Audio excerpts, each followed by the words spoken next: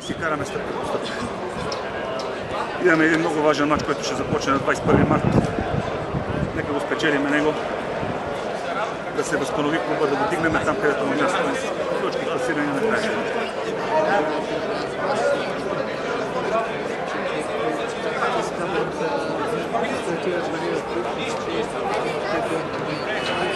Ами така е, само ние си знаем вътре в клуба какво е.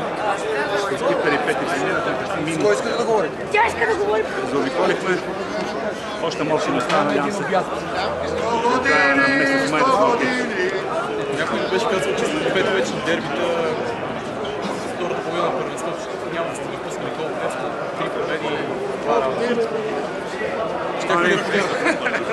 Аз преди време бях прибавил.